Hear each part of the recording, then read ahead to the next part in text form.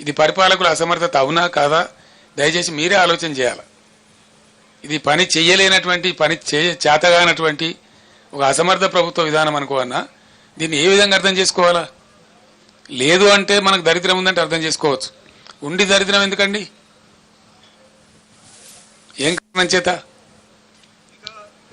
ఇంకోటి మనకు తర్వాతనండి, అంత గుర్తించడం అవసరం లేదు రాహుల్, చెప్తాం, నో ప్రాబ్లం. ఇంత అద్భుతమైన పవర్ సిస్టమ్ ఎందుకు ఫెయిల్ అవుతా ఉంది రాష్ట్రంలో? 7 ఏళ్ళు నడిచినటువంటి సిస్టమ్, 7 years అద్భుతంగా అందరికీ అందుబాటులో ఉన్న కరెంటు స్విచ్ ఆఫ్ చేసినట్టుగా ఎందుకు మాయమైంది? దీనికి ఎవడు సమాధానం చెప్పాలా? ఎవడు బాధ్యత తీసుకోవాలా? ఈ క్రాస్ టాక్ కాదండి రాహుల్ గారు. You question your own heart, what is wrong with the system?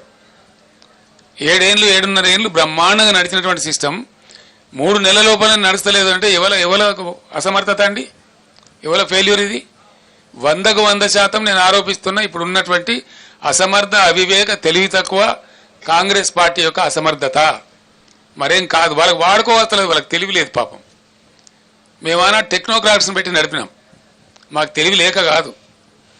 Power సిస్టంలో మొత్తం ఐఏఎస్ ఆఫీసర్లను తొలగించి 100% టెక్నోక్రాట్స్ని పెట్టినాం మేము. ట్రాన్స్కో కానీ, జెన్కో కానీ, డిస్ట్రిబ్యూషన్ సిస్టంలో కానీ 100% టెక్నోక్రాట్స్ని పెట్టినాం. వాళ్ళ ఆధ్వర్యంలో నడిపినాం. వాళ్ళకి తెలుసు ఎట్లయితే బాగా నడపచ్చు అనేది తెలుసు వాళ్ళకు, కాబట్టి సమర్థవంతంగా నడిచింది. ఇప్పుడు వీళ్ళు ఐఏఎస్ ఆఫీసర్లు మొత్తం తెచ్చిపెట్టి వానికి పట్టదు, నా మంత్రులకు పట్టదు, తీరికలు లేవు వీళ్ళకు. వీళ్ళకి రాజకీయాల కోసం తీరికలున్నాయి కానీ ప్రజల అవసరాల కోసం తీరికలు లేవు. రైతు బంద్ వేయడానికి తీరిక లేదు. మేము రైతు బంద్ వేస్తే వారం 10 రోజుల్లో వేసేవాళ్ళం, within 10 days in all the stitches. మొదలు పెట్టినామంటే 10 days, మ్యాక్సిమం ఎప్పుడైనా 12 days అందరు రైతులకు పడిపోయేది. ఇప్పుడు వీళ్ళు అనుమానాలు కలిగించి 5 ఎకరాలకు ఇస్తామని, 3 ఎకరాలకు ఇస్తామని, 7 ఎకరాలకు ఇస్తామని ఇందులో పెద్ద విజయం సాధించినట్టు, తోకమట పెద్ద కథ చేసినట్టు, అదేదో గొప్ప డంబాసారం అన్నట్టు, అదేదో వేస్ట్ పథకం అన్నట్టు వీళ్ళు ఇష్టారీతిగా మాట్లాడుకుంటా. నేను మాట్లాడలేదండి, ఇది 4వ నెల కాబట్టి నా గొంతు ఇప్తా ఉన్నా.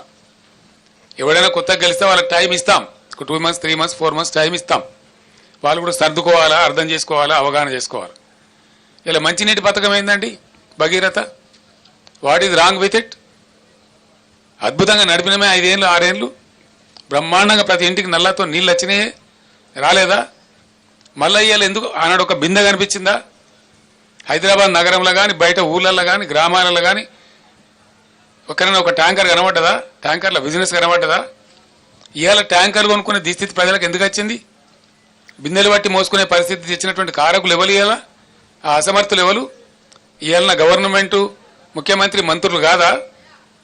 వీళ్ళు సమీక్ష జరిపినరా? కనీసం పట్టింపున్నదా వీళ్ళకు? వ్యవసాయం ఏం జరుగుతూ ఉందని సమీక్ష ఉందా? ఇవాళ పంటలు ఎండినాయి. నాకుండే సమాచారం మేరకు 15 లక్షల పైచిలకు ఎకరాల పంటలు ఎండుతా ఉన్నాయి. ఇప్పుడు ఆపరేషన్ లేకుండానే మోకాళ్లకు ప్లాస్మా ట్రీట్మెంట్, మీ ఆర్థోపెడిక్ సమస్యలన్నిటికీ రోబోటిక్ టెక్నాలజీ ద్వారా తక్కువ ఖర్చుతో శాశ్వత పరిష్కారం, ఫ్రీ కన్సల్టేషన్, ప్రతి ట్రీట్మెంట్ పై 20% డిస్కౌంట్. ఈ ఆఫర్ కొద్ది రోజులు మాత్రమే, త్వరపడండి. V9 hospitals 9281465842.